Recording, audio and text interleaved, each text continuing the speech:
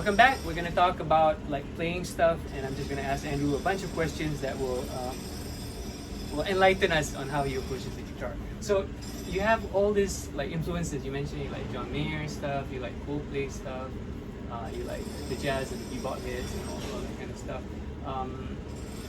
For example, like like when you started off, like okay, what kind of stuff when you talk about the John Mayer stuff or the Coldplay stuff? What kind of stuff? How does it manifest in your playing right now? Like so, if I what's the I guess like a guitar part that is like Coldplay or John Mayer inspired or something. Like, do you have anything that you played recently that's kind of inspired by that? Which is not a Coldplay song, but just like coming from that. I guess just the way I play chords. Before, like of course, when I studied jazz, I would learn all these like the standard kind of chords like 7 chords. Yeah. But then later on, like I discovered that sometimes less is more. Okay. And that's kind of like that Coldplay vibe of like you play triads and maybe include some open strings. Like a 3-note kind of voicings that I would do. So maybe stuff like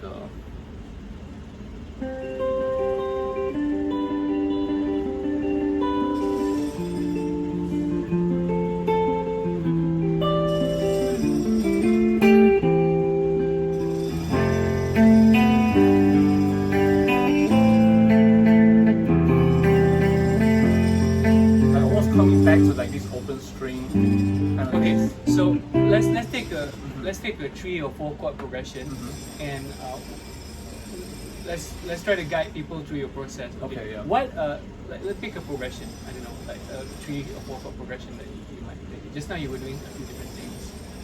Maybe just like a 4-1-6-5. Okay, 4-1-6-5. So how would you? Okay, let me think about it. How would people normally play it? How would it be co-played, or like, and how would like you do it, or how would jazz? Like different ways of playing the same chord progression. Like, right. How do you think about it? I guess the standard way, let's say in C. Okay. Right, we would the chord progression would be right. In C would be F. Okay. C, A minor, G. Right. Okay. I think like I started becoming more selective about which kind of notes I choose, because of course you could kind of like play the basic progression. Okay, but I think it's all about like kind of selecting which notes you want to play, like trying to not necessarily the notes, but like the intervals of how they're laid out, right? So I would maybe pick like 3 notes for like, let's say F. I would pick F, C, A, and voice lead it to E, C, G, E, C, G, and climb up to A, E, C, A, E, C, to G, E,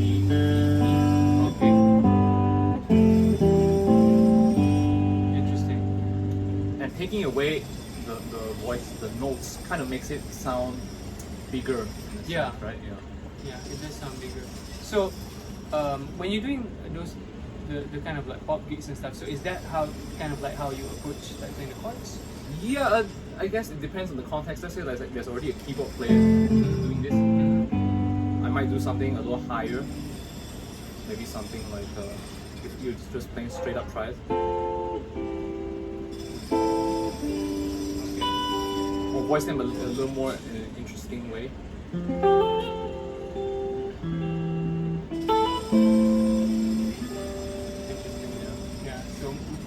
More open voice instead of the closed voices. Yeah.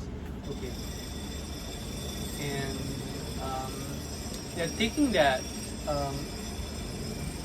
when you're doing these gigs, right? Like how much of it do you actually get? How much of it is like actually rhythm guitar and parts, and how much of it is actually like lead or improv or written lead lines or improvised? Including leading. Okay. I would say maybe 80 to 20%. Like 80% rhythm, 20% lead line. I mean that if especially there's a singer, you're not gonna play. Yeah, you're not gonna have to solo all the time. Yeah. And like when you have like 20-30 songs, how much of it are you reading, and how much of it do you actually memorize? Oh, for those kind of gigs, I mean, for pop gigs, I would say I read most of it. Okay. Yeah. But I know it enough to MD, to guide the band through it. Okay. So I know like a general sense of the form, Mm-hmm. but like change, and like it's not like I'm really reading it. It's almost like I'm glancing at it Okay. to kind of know. Okay, oh, the chorus is kind of this vibe, and Okay. once I play the first chord, I kind of know Mm-hmm. what's happening, and Okay. I just glance at it to check the next part. So I listen to the music quite a bit before the show. Okay, let's talk more about the playing stuff. Mm. So, let's say you have that kind of progression, and then let's say there is a solo section. Let's say maybe 8 bars or 16 bars, something. Obviously, it's pop, right? So it's not going to be like a super long solo. Like, how do you approach soloing with that kind of feel? Like, what's your process like? If they say you can actually improvise your own solo, Okay. what do you do? What do you do to practice that? So let's say like feel wise, it's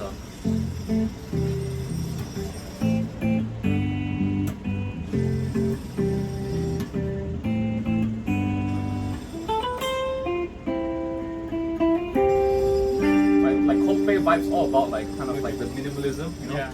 Like you don't play a lot of notes. Mhm. I mean, sound wise, very important to kind of get Yeah. into what they would do.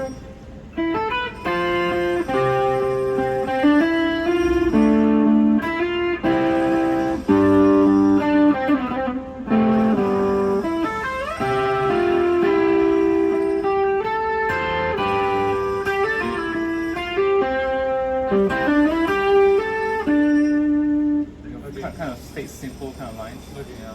Okay, let's say you have a student, and they saw you playing like that, Yeah. but they don't know anything yet. They sort of know some open chords. Yeah. Like, what's the process of you teaching them how to solo something like that? You know? Yeah.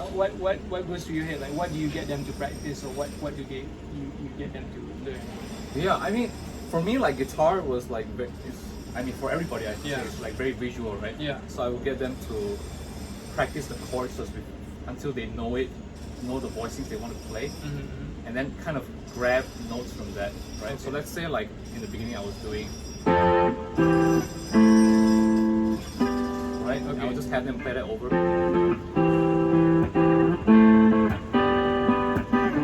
Get used to it, right? Then I will get them to play a solo beat just based on those notes. Maybe Okay. just try to voice lead the top note. Nice. That already sounds nice because it's already notes in the chord, right? Yeah, And you it's can do it with the next voice. Nice. Maybe very.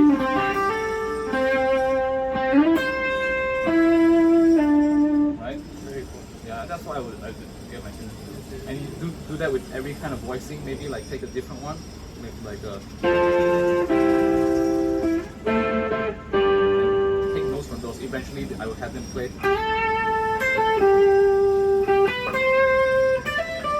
Nice. Right? And you can almost already hear the changes. Yeah, you can hear the chord Yeah. changes by just the choice of notes. Yeah. And let's say, because I'm trying to make this a real situation. Let's say you have a student and they start doing that and they say, that sounds really nice, but I want to play more. I want to, they want to they want to shred, or they want to play fancier lines or faster lines or more notes. Like, how do you go about that to teach them that? Right. First of all, at that point, I would already try to have them practice like scalarly. Okay, Like, like how? learn- Like, what would you example of a thing that you Example. So let's say like that chord progression. Like let's like keep it. If I modify a bit to be within the same position, right? So if we. And I will have them learn basically the scale around that area in position. So, I mean, this is probably stuff that others taught me. I'll have them practice that, Okay. And Okay, for the benefit of everyone Yeah. else, what are you doing there? Like, you're doing. So the progression is F, F, C, A minor G, right? Yeah. F, C, A minor G, and what are you playing there? So here I'm just playing the position is denoted by my first finger, which is the 7th fret here, right? Okay. I know I don't have fret marker, so this is the 7th It's the fret. 7th fret, trust him. Yeah. So I'm playing the notes of the C major scale within that position. So my hand is around this area. I'll just have them play through that. And then let's say like that's the progression now, right? So first of all, I would emphasize to them it's very important to know that before you try to do all the fast stuff, right? So maybe I would have them arpeggiate, meaning like play the individual notes of each chord, right?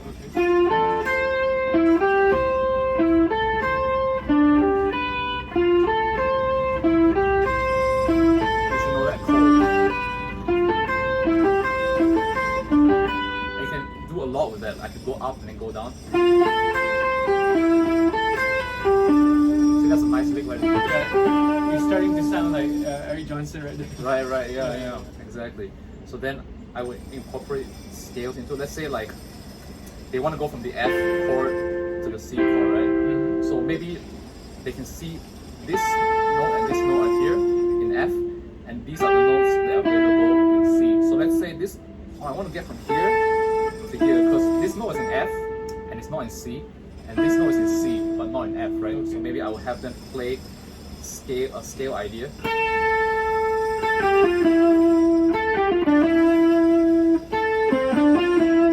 Like just play notes around the scale. You're kind of targeting the note for the next chord, and you're playing some scale notes going into that. Yes, exactly. Yeah. And let's say they really don't know. They're like, how do I choose the notes, or like what? Let's say they really don't know what to do, like how do you explain it to them? Because they might look at it like, I don't know how you get those notes. I mean, they're in the scale, they know, but do you go up, do you go down, how do you choose? Are there common things that people do? I would just get them to do every kind of permutation, but also I would emphasize the point, they have to like what they hear. Like let's say they're like, oh, I don't like that. Like, okay, don't play that, like maybe and I'll give them suggestions. Maybe you don't like going down, maybe you go down and then approach it from somewhere else, maybe. And it's very logical thinking. It's not like a crazy science. You're just thinking, oh, I need like 2 notes to go here from the bottom, so I'm just picking 2 notes before the scale.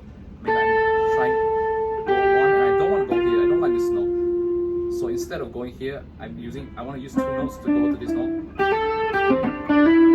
And they're like, oh yeah, that's pretty cool. Yeah, so that's it. You don't think in English like what words you're gonna use based on like perfect calculation, but you study that, but then you speak like how you want to speak. Right? Okay. So when you started off practicing this kind of things, trying to like solo through this kind of chord progressions, that seem very simple, but not everyone can make a good solo even through like 4 chords like that. Were these the kind of exercises that you did? Yeah, I mean the most important thing though for me was learning the music that I wanted to play. I mean, it doesn't have to be like the whole solo. So, but maybe like you hear a phrase that you really like, right? Like maybe like there's this one Coldplay song. What are they doing there? Like, and it's just a very simple idea. It's just like they're going from the 1 to the 5, and you think, and I try to see what chords they have going on there, maybe.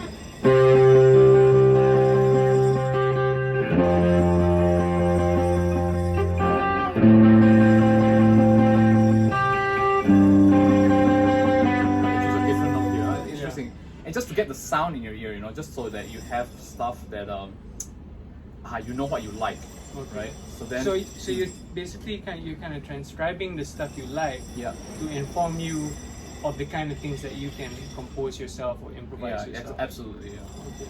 And I'm curious about this because, like, how much of the stuff that you transcribe you actually remember? Like, I don't remember it, I would say. Interesting. Okay, so is that something that has always been the case, or were there points when you transcribe stuff, you kind of force yourself to remember certain things or something? Yeah, I would say though, even if I force it, it's hard. I feel like transcribing the stuff that you remember is stuff that resonates with you in the end. Okay. So then the stuff that is worth remembering to you will be remembered. There's some stuff that I just played like twice and I remember it forever. You know. Oh, interesting. Yeah. Okay. Is there anything is there like a favorite Andrew lick that I don't know, like not off the top of my head. Yeah, like, maybe if like Yeah, in it. So do you feel that it just comes out when you're jamming with someone? Or something? Yeah. Or in the performance it comes out. Then you're like, oh, I recognize that. Yeah. Okay. Interesting. So we talked about chords. We talked about a little bit about soloing. Like obviously because you've been playing guitar for a long time, right? Your practice routine probably has changed. Like how you approach. Like how different is it like when you were starting? Okay, how do you practice when you start playing guitar? How do you practice when you were in college here? Okay. Yeah. How do you practice when you were in college in the US, and how do you practice now? Like, I mean, just those 4 periods. Starting out, college in Malaysia, college in US. It can be Berkeley, it can be Queens, and like nowadays, like how has it changed? Right. Yeah. And also maybe some examples, like just short examples of what you used to practice or what you found useful, or maybe things that you practice that. Why did I spend so much time on this? Like, it doesn't make sense. Right. Things that I practice, it doesn't make so much sense. I have to think about that. Okay. Well, things that were useful then. Yeah, I mean at first, I just learned songs. Okay. Just like I tried to learn some fingerstyle stuff. Okay. Like very basic.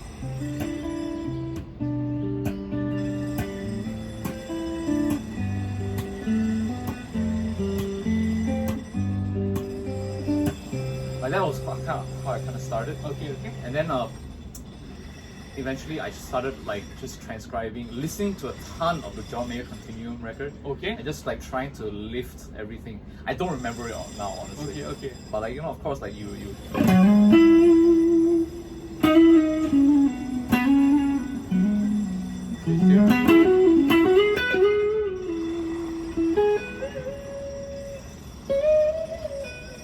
All that kind of stuff. Yeah. And I would just spend hours on that. I would just replay it, but.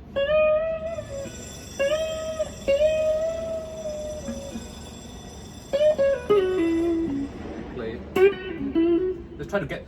Sometimes I wouldn't even transcribe it. I would kind of like just try to copy his feel. Okay. Like if you play certain stuff, I'm like, oh, can I do that? I just be playing along.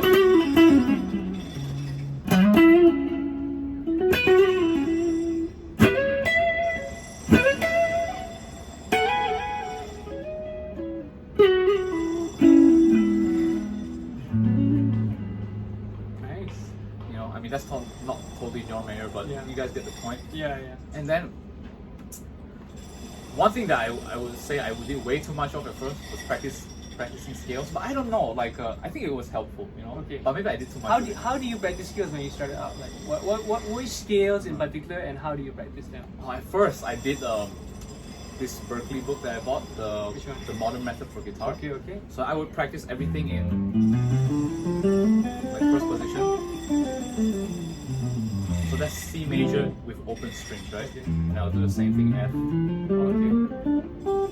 I don't even remember how to When do you practice this? Was it before ICOM, in ICOM? I think maybe the first semester of ICOM. Yeah. Interesting. Yeah, I also do position playing. I would do like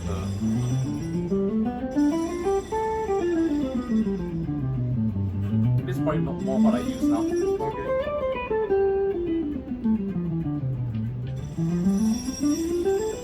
So do you mostly use 3-note per string a lot more now? Yeah, I would say. And sometimes like at a certain point I practice 4-note per string. Okay. Yeah.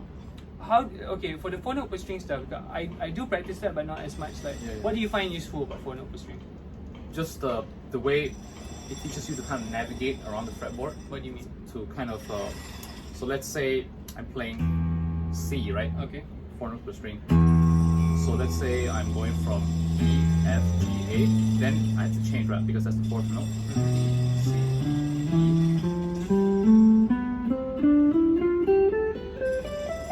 It just gives me different ways to navigate the fretboard and just kind of find ways, because like you're trying to set limitations on yourself to kind of go across the fretboard. You can't just go how your hand necessarily feels like, so it kind of opens up different things in your mind Interesting. How do you find out about like the 4 note per string thing? Was it a particular book, teacher, or is this like something you thought about? It was from this teacher I studied with, David Tronzo. Oh, Tronzo. Yeah. Basically, he someone Oz and I both studied with that. He kind of drilled me that I had to know every scale, in every position, in every key, in every permutation of playing it. Like he would do 2 notes per string, 3 notes per string, 4 notes per string. And he made me like try to really know everything. Like I would start to do arpeggios, 4 notes per string, right, to be able to cover stuff. So interesting. So what else? Since we're already like at Tronzo land, kind of like in Berkeley, like what are the things that you practice a lot when you were in Berkeley? I mean, I would attribute a lot of it to 2 teachers, right? Mick Goodrick and David Tronzo. 2 people that I also studied with. But Tronzo, the most important lesson that I would give, that he gave me, that I would always tell people want to be serious, is to be able to be extremely even. Just to have control of like between the notes that you play. So let's say like when I used to play notes and they would be totally not even. Let's say I play this note.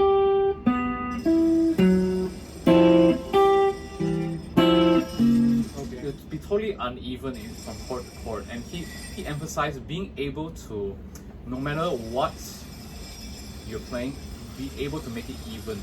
So let's say I'm playing this E note, right? And if I play this C major chord, they should have the same weight. I don't know if you can hear it through a recording.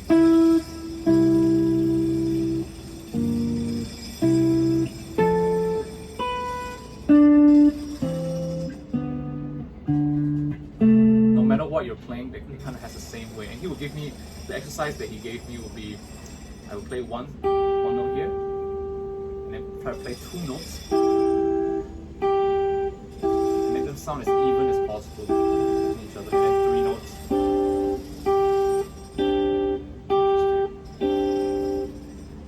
Because before I would think like, oh, it's all post-production, it's just like somebody's using a compressor. Then I'm like, oh no, people do that, you know? Like, and he would say like in the studio, that's how they would practice. They would like look at a voltmeter, a voltage meter, and kind of try to make, no matter what they're playing, a little chord, like a big chord or one note, they try to get it the same place. Without a compressor. Yes, just so they have the control, because so you have options. You don't want to have dynamics out of not out of choice, right? You want to be able to control everything. Interesting. Okay, so you spend time practicing that. That's a very detailed thing. It's a very music-oriented thing rather than a guitar thing. Because a lot of people practice like, you know, like if you talk, you note the strings or legato or like, you know, alternate picking, things like that. Those are more like kind of guitaristic type of things. Like for technique, is there were there certain things that you found were difficult, or like that you found like you needed to practice more, that you wanted to play a certain way and you had to practice certain things like a lot more from a technical aspect? Like, for me, I'm left-handed and I play guitar like right-handed. Right? Interesting. So you're right-handed? Yeah, I'm right-handed. Okay, So the left hand was not so hard for me. So doing all this was not very hard, or like playing big chords was not so hard. Stuff around, but the right hand suffered a lot. So for me, using a pick was really hard at first. So like I would probably my hand like my friends would describe it like it's like a dead fish, like a dying fish playing around. You probably look something like super inefficient. You know? So there was this bass player actually. Anthony Kuturaja. And he was a great guitar player as well. And he showed me guitar player. He showed me kind of like exercises to work on my picking. And that I practiced a lot. And one book that really helped with that too is there's this book by guitarist Miles Okazaki called Fundamentals of Guitar. And he has a section on picking that changed my life. So you spent a lot of time practicing the Miles. Yeah. Have you ever talked to him or met him? No, I've seen him play though. He's a little I haven't approached him. He looks a little scary. Sorry, Miles, if you're out there. in case you watch this. Yeah, but I would love to meet him. He seems like a great guy. Yeah, the book is amazing. The book is I mean, the book is actually behind here somewhere, Oh, like nice. at the bottom here, there somewhere, but it's like way at the bottom, so it's hard to get it. But it's reminds me actually a little bit of the Advancing Guitarist. Yeah. But like Absolutely. Miles' version of the Advancing yeah, Guitarist, and there's a lot more written exercises. I find like he writes out a lot of the things. Yeah, with the picking, he writes out a lot. Yeah, of he stuff. writes a lot of things with the picking, like Miles, Cheryl Bailey, Rodney Jones, like they all kind of have that kind of school of picking, which is kind of like a little bit of that George Benson kind of thing. That's right. Yeah. Yeah, and did Miles study with like Rodney? I think. Is it? Or if you don't remember, you don't know. You don't even know. It's okay. But I feel like the book is not even like about a certain style of like how you. Yeah, it's not a style of thing. Right. It's more like the mechanics of what happens when you're picking, you know. Yeah. And for the book, it's more specifically economy picking. Yeah, it is a lot of content. Yeah. So you worked from the book as well. And okay, so that brings us, you know, from college, the Tronzo lesson thing. So like when you were in New York in college, like how different was the master's experience compared to your degree experience? Like what changed, or like is there anything noticeable? Like for me, when I did my master's, it was in Berkeley, it's very hard to get ensemble rooms. Just very simple. It's very hard to get a room to just jam with people. When I went to my master's program right in San Jose State, I was just like, one of the first things I asked them, is it easy to get a room to just put a band together? And he said, yeah, just come to the room and come here and just ask for a room. We'll give you the key. And I was so I couldn't comprehend that it was easy to get an ensemble room to practice, which was the case. It was actually quite easy to get an ensemble room to practice. And I found that when I was doing my master's, I ended up playing a whole lot more actually. I ended up playing like the chamber stuff, chamber classical stuff. I played like some jazz big band stuff. I played that a lot, and you know, all sorts of stuff. I ended up playing a lot, as opposed to I find my experience in Berkeley, I was just in all this guitar lab. I was like taking every single guitar lab I could. I just wanted to learn, right? How was it for you, like Queens compared to like when you were in Berkeley? Oh man, I mean, my experience is a little different because the majority of it, or at least half of it, was during the pandemic. Oh yes! Yeah. Oh my god, yeah. So how was that? Like studying a master's during a pandemic? Oh, it's a little rough. I could still do private lessons, you know. Okay. Because you know, it's up to the discretion of the teacher. Okay. But ensembles was a different experience. I had this class was really great. By Antonio Hart, it was an ensemble. It was a original composition for ensemble. Oh, okay. So instead of like bringing tunes in, we would play a bunch and rehearse. We would have to write a tune a week based on a topic that he chose. Nice. And then we would record it. What kind of topic? Like what do you get for a week? Maybe like it's a very general topic. Like maybe like the presidential elections happening that week. And really? Get us to write just our feeling about it, you know. Okay. Into so it's not really a style of music. It was kind of a theme. Absolutely, yeah. Okay. So everybody kind of brought their own style, and he was very encouraging with that. Okay. Yeah, I would say the difference between my masters and my undergrad. The undergrad I was like really trying to get good, you know, and of course I'm still trying to get good. Yeah, of course. But the masters was a big emphasis on like why you play music, you know, why is music music? Like, why do people play? What's its societal reason? What's your own reason for playing it? And like Antonio really emphasized that, and he really was very encouraging. Like he wants you to check out the masters, of course, of the style of jazz, because that's why you're in school, right? In New York, in that program. And the program was founded by his late mentor Jimmy Heath, who also emphasized that. But he was also very encouraging of us bringing our sound into it, and he was a big influence in me, like going back to all these other influences and writing it into the music, because I would try to write something more straight ahead jazz, and it just didn't feel authentic, you know. Was that something that you noticed, or he noticed, or both of you? I think we both noticed. You know. Okay, interesting. And so you would, I guess you were, well, you found more of your sound when you were doing your masters, or like were you discovering a lot more? Yeah, I was discovering it. I'm still discovering, but yeah, of course. Yes, but it helped a lot. Like pushed me in the right direction, I think. Okay. And after graduating, since 2021, after you graduate, like how is it like realizing that I don't have to go for classes now? Like I have to do my music thing, the thing I've been preparing from my undergrad to my masters and all. It's great. I mean, like the thing that everybody says is like, oh, you will always regret that you didn't practice more. Is it true? 100%. I mean, but it's just human. You Yeah.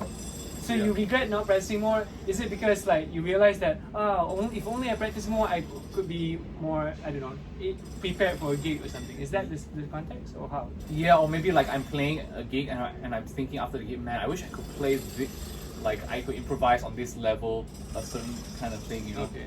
But yeah, I mean, it's not necessarily that you can't do the gig. I'm sure there's gigs that I cannot do, but it's more thinking, I want to improve and but you have to just learn music for the gig. But I guess it's a perspective thing, They can always treat the music like you're really learning it and you're trying to get something out of it. I think it's more of an attitude thing. Okay. So, but of course, occasionally I think, I wish I could practice, That's the thing about hindsight though, like, Yeah. when you look at things, you like, I'll tell you a story. So when I was I think my first or second semester in ICOM, right, one of my seniors, he told me, for whatever reason, I was interested in bebop. Not that necessarily at that point when I was 18, 19, not necessarily that I enjoyed the sound. It's just I thought, it seems like this is the thing to learn. It seemed like it was the thing to learn, and I had very little chops. And he told me, just learn the bebop hits, learn the melody, Charlie Parker melodies. And I sort of understood, okay, learn Charlie Parker melodies, that makes sense. And I tried to learn, I learned like Blues for Alice, I learned Au Revoir, and maybe Yardbird Suite, a few of these like more popular. I tried to learn Confirmation really badly, just try to learn these hits. But I think it was like 10 years later, I was just like, he wasn't kidding. Yeah. It is really learning those hits. And it seems like something so basic, like just learn to play those melodies. Because at that point, I mean, at ICOM, you can get the Omnibook. At that point, it was, you can't get pirated stuff and you can't buy digital stuff. So like, it was like, go to the library, get the book, maybe photocopy a few pages or something, and then learn the stuff. But it was all reading. And yeah, I think when I think of stuff like that, oh man, if I actually did learn like a bebop hit every month since I was 18 till now, I probably could play better. Yeah, like better bebop. Like that better style. Yeah. And yeah, and it's funny because like I think I've been reading a lot about people during the pandemic, like just musicians in general, because people couldn't gig. And a lot of people seem to have like pandemic projects, like they learn stuff. I was listening to this podcast by, do you know Marvin? Yes. The band. So Danny and Danny, they're both named Danny with different spellings. They're both Berkeley. They're both from Berkeley. They graduated when I was there. I think they graduated. Anyway, they have a killer podcast, and they were saying that Danny, the guitar player, was saying that he can spot when a lot of people. Their pandemic project was learning Alan Holdsworth licks.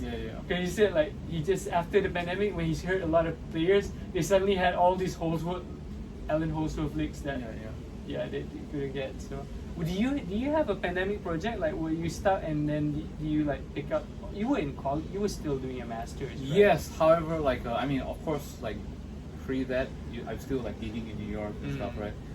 But I was playing this sort of regular gig at the bar next door, where we used to just kind of play standards and make my arrangements of some tunes, like jazz arrangements. Yeah. But then during that, a bunch of people moved away, and I kind of started this live stream thing because we had nothing to do, right? Yeah. So I had this live stream thing with my roommate Maxime, the drummer, and this bass player Marcelo, who have an album out now, right? Yeah. So that was the one that you're going to be touring with when you go back. That's right. Yeah. Okay. So that album kind of came out. 2 albums of his kind of came out during the pandemic. From those live streams. Yeah. Were these on Twitch? That's the one. Yes. Okay. So it's the band's called Off the Pier on Twitch, right? Okay. Yeah. Right now we're not streaming because I'm here, right? Okay. But we still do stream maybe like once a week or. Oh really? Once a week. Yeah. Okay. We set a time because it's almost like a rehearsal, right? Okay. And it was a project where we kind of like played free improvised music. Oh really? And brought whatever kind of music we wanted to play, and in this bass, drums, guitar format. But like, kind of, I don't want to say Wayne Krantz, but more towards that direction. Kind of aesthetic. Okay. Interesting. Okay. So, I guess just to wrap up this session, because I mean, we can talk for hours. For sure, but yeah, later we'll do one more where you just talk a little bit about your pedals. But for this one, we're just gonna wrap up. So, like now, at 29, right? Like when you look at when did you start playing guitar? How old were you when you started? When I was late 14, almost 15. Okay, 14, 15. So let's say, there's a lot of all these sci-fi stories about time travel and stuff. Yeah. So imagine if you had a time machine, and you could meet yourself when you were like 14, 15 when you started, and maybe meet yourself when you just started ICOM, meet yourself when you just started Berkeley, and meet yourself when you just started your masters. You get what I mean? So like starting play, first time college, Berkeley, second time college, Berkeley, and then like, is there any particular piece of advice or anything that you would say to yourself? Yeah, I would say like just don't be afraid, of meeting people and just networking. Okay. I mean, not networking, just like hanging, Yeah, hanging. Because me at the time would think, oh, I'm not good enough, which is true. Yeah. But it would have been greatly accelerated if I just went to meet people and say, hey, I don't know how to play this music. Can you show me? Yeah. Rather than like just stuck in my practice room trying to meander in the dark. So is this specifically when you which part? This one for all the in general, I would say. in general, yeah. Interesting. Okay. Yeah. I mean, but sorry. No.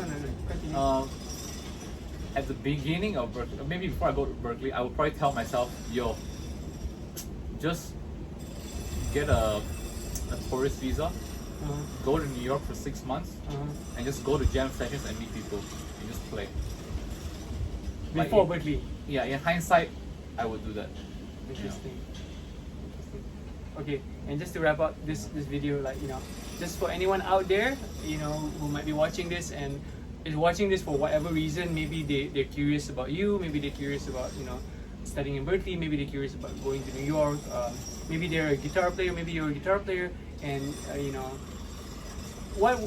let's say they are at an earlier stage, like let's say they're in Malaysia, maybe they're 18, 19, and they're thinking of embarking on a music career. Like, what would you say to them as a thing? Is it the same advice, or is it something I will else? give you guys the same advice. Just don't be afraid, and just go to people and just say, yo, I can't play this music, I want to learn. And if you feel like that time is worth paying for, I would say go for it. If you can afford it. If not, like try to get as much out of them. Be a good hang, and just for someone who lives in New York, be a good hang is very clear what the meaning is. But for someone who doesn't understand the lingo, what's be a good hang? Be a good hang meaning just be a nice person.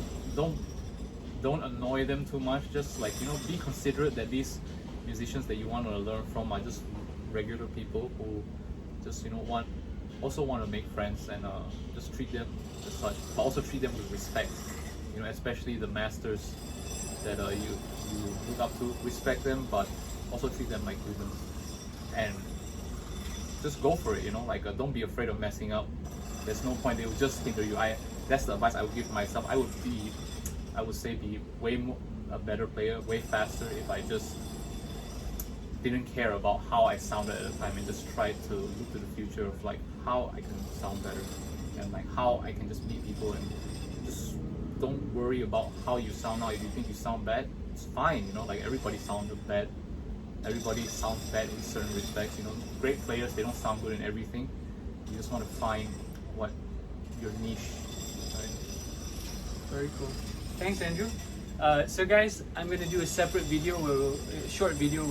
Andrew will just talk through his pedal. I'll hold the camera separately so I can show the pedals and stuff. So stay tuned for that video. Please, if I don't post it up, please comment so I will post it up in case you're curious about his setup. Again, thanks so much, Andrew.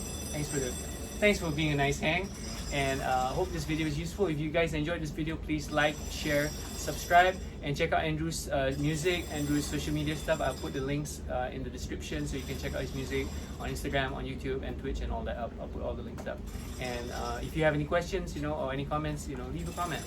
And see you guys next time. Bye. Bye.